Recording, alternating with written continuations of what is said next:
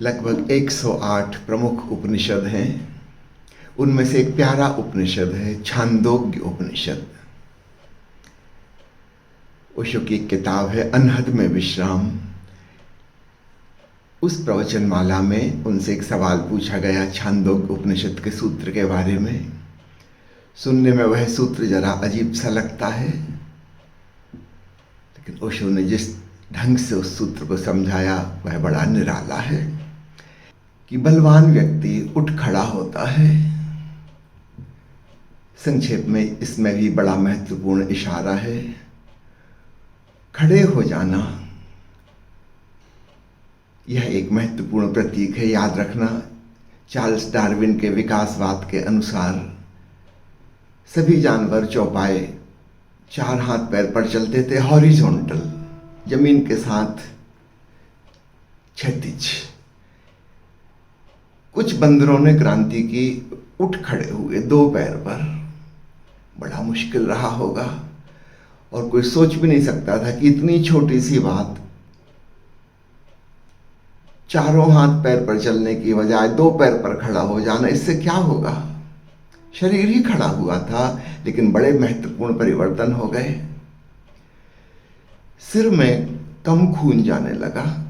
Gravitation की वजह से खून की गति नीचे की ओर ज़्यादा होती है, ऊपर को कम पहुंचता है। और तब मस्तिष्क में ऐसे सूक्ष्म डेलिकेट तंतु डेवलप हो पाए जो अन्य जानवरों के नहीं हो सकते थे। मनुष्य के ब्रेन का डेवलपमेंट अलग ढंग से होने लगा। इसके पहले बंदरों का, वन मानुषों का, चिंपैंजी का, उनका ब्रेन अन्य जानवरों के ब्रेन से ही मिलता जुलता था। कोई खास फर्क नहीं था हमारे पूर्वजों का। लेकिन मनुष्य जैसे 2 पैरों पर खड़ा हुआ, कुछ अद्भुत चीजें हो गई। एक चीज तो उसके 2 हाथ खाली हो गए। अब वो कुछ कर सकता है, उठा सकता है, रख सकता है। अन्य जानवर नहीं कर सकते थे, उनके 4 हाथ पैर बिजी थे केवल चलने में। मनुष्य ने तीर कमान बना लिए, पत्थर के हथियार बना लिए, गुफाएं साफ कर सका, पेड़ पौधे से भोजन प्राप्त कर सका, कई चीजें कर ली उसने। कुआं खोद लिया पानी के लिए, खेती बाड़ी करने लगा, हल बखर जोतने लगा, बहुत सी चीजें कर सका क्योंकि उसके 2 हाथ फ्री हो गए। इतनी छोटी सी बात कितना बड़ा परिवर्तन लाएगी। हमारी सारी सभ्यता और संस्कृति इन 2 चीजों पर निर्भर है। हमारे हाथ फ्री हो गए कुछ करने के लिए, और हमारा ब्रेन ज़्यादा डेवलप होने लगा। क्योंकि जब बहुत ज़्यादा खून वहाँ जाता था तो डेलिकेट न्यूरॉन्स जो थे, नाजुक तंतु, वो नष्ट हो जाते थे, तो सूक्ष्म बुद्धि विकसित हो सकी। कहाँ वनमानुष, कहाँ महाकवि रविन्द्रनाथ टैगोर, कहाँ नोबेल प्राइज विनर वैज्ञानिक। कितना बड़ा गैप हो गया। विश्वास नहीं होता देखकर कि ये एक ही श्रृंखला के हिस्से हैं। और कारण क्या था? 2 पैरों पे खड़ा हो जाना।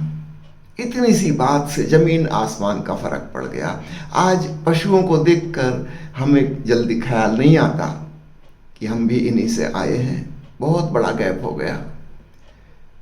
कहाँ सैकड़ों मंजिल वाली इमारतें महानगरों में खड़ी हैं, कहाँ जंगल में ज़्यादा से ज़्यादा गुफाओं में रहने वाला, कि पेड़ की शाख पर रहने वाला पशु।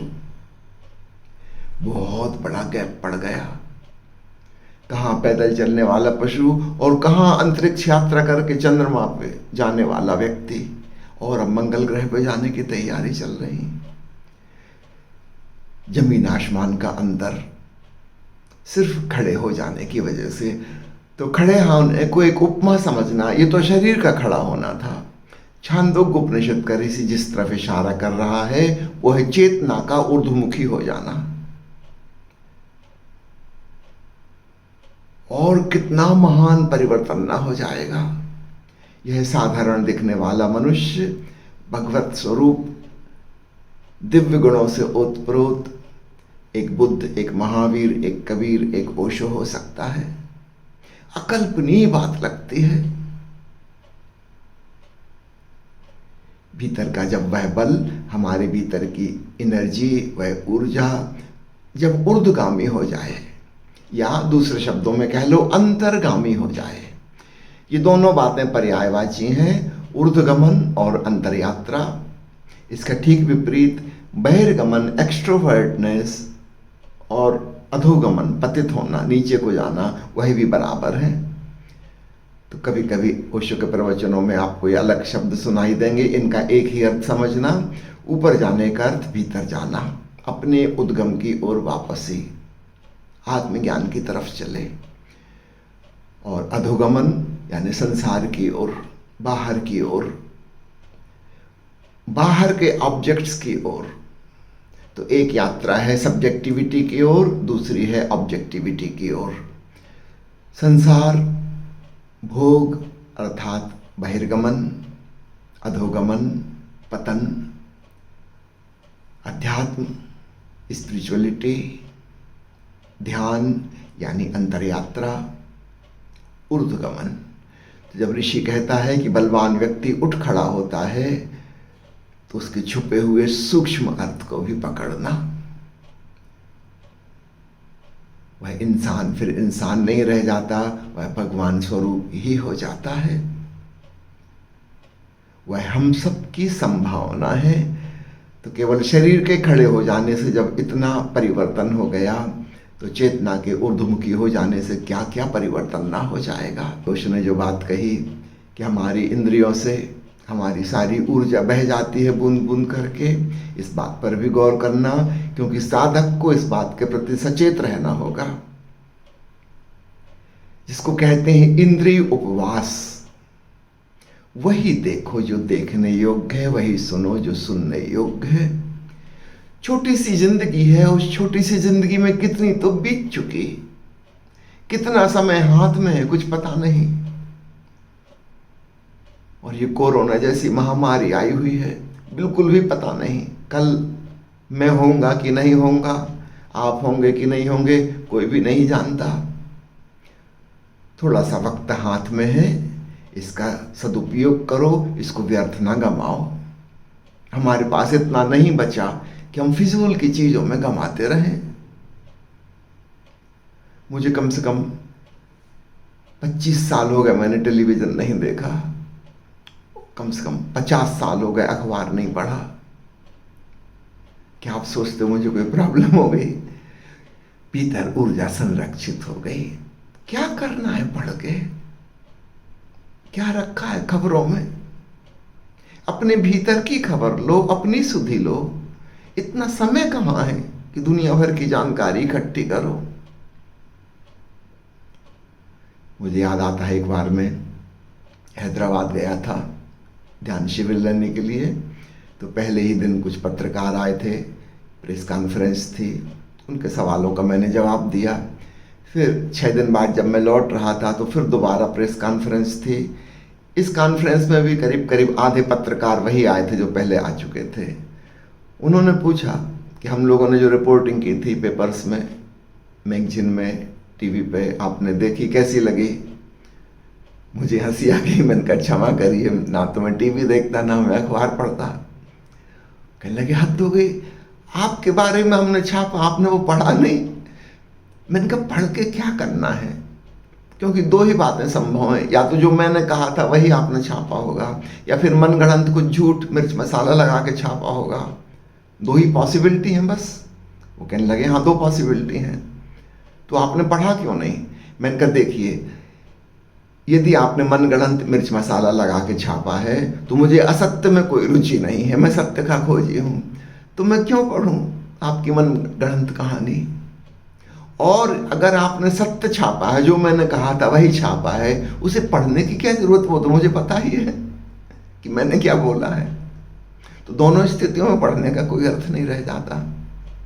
वे कहने लगे आपको भारत के प्रधानमंत्री और राष्ट्रपति का नाम पता है कि नहीं पता?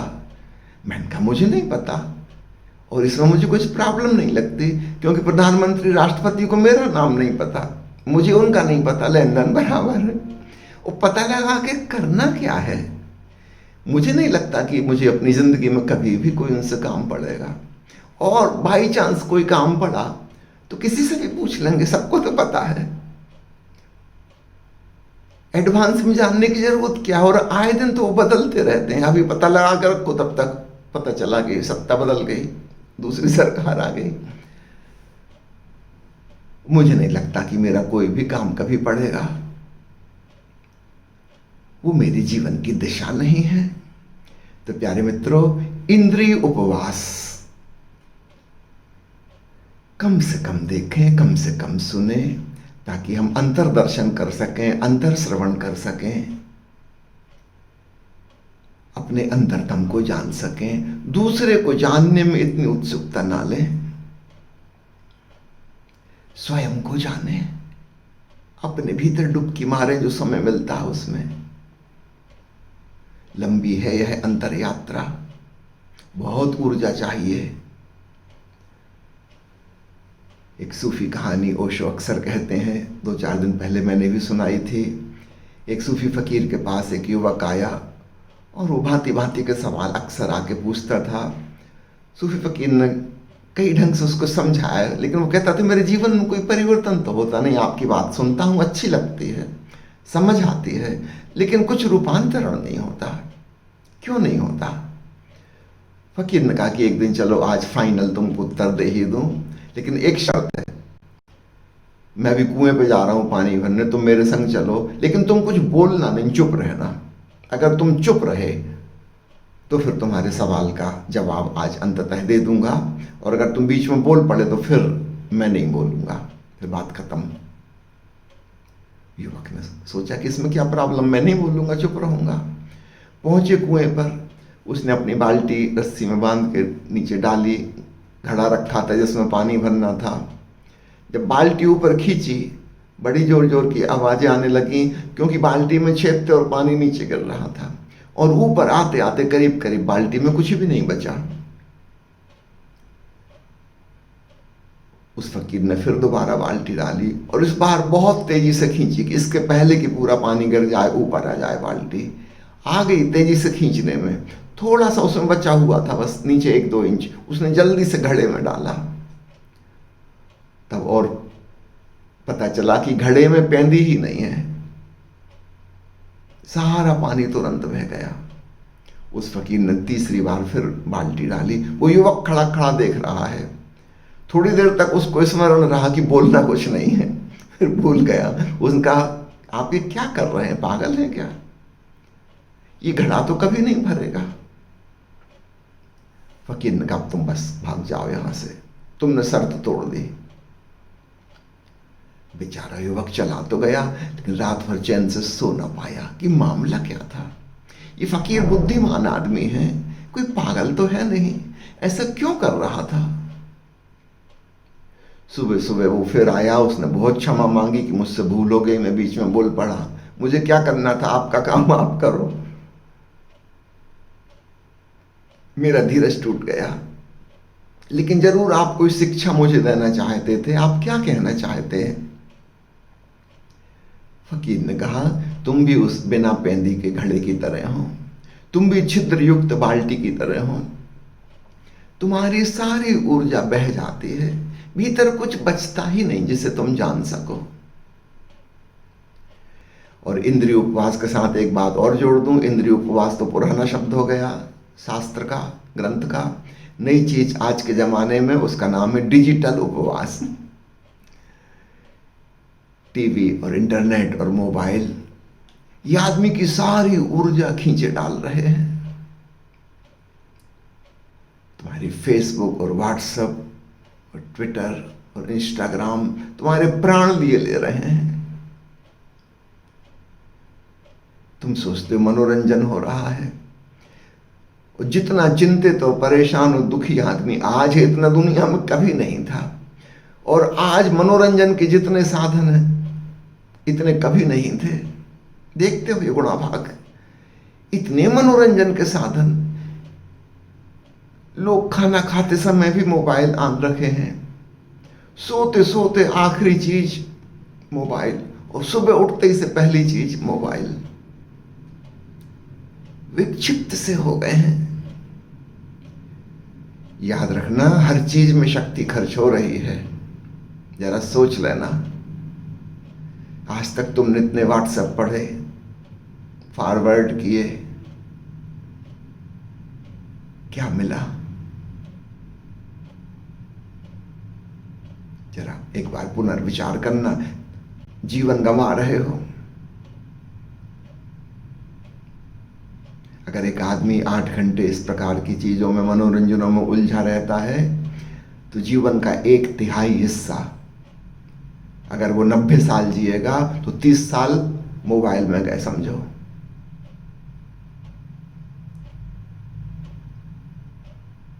बहुत बड़ी चीज है। 30 साल 30 साल सोने में चले गए। हाथ में बचता क्या है? वहां की नौकरी करने में, दुकान चलाने में, खाने पीने में, स्नान करने में, लड़ने झगड़ने में, उसमें भी काफी समय लगता है। मैंने सुना है एक लड़की के विवाह योग्य उम्र हो गई। परिवार वाले उससे पूछ रहे थे कि तुम बताओ कैसा लड़का चाहिए, कैसा परिवार चाहिए।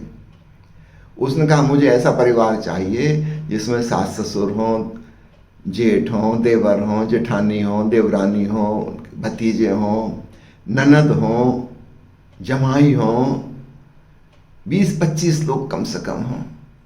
परिवार वाले थोड़े हैरान हुए। उनका क्यों? वो कहने लगी कि अकेले पति से लड़ते लड़ते तो मैं ऊब ही जाऊंगी। जरा 10-20 लोग हों तो मजा आएगा, कभी किसी से लड़े, कभी किसी से लड़े। सावधान। साधक को अपनी ऊर्जा का संरक्षण करना है, जगाना है, ऊर्ध्वगामी करना है।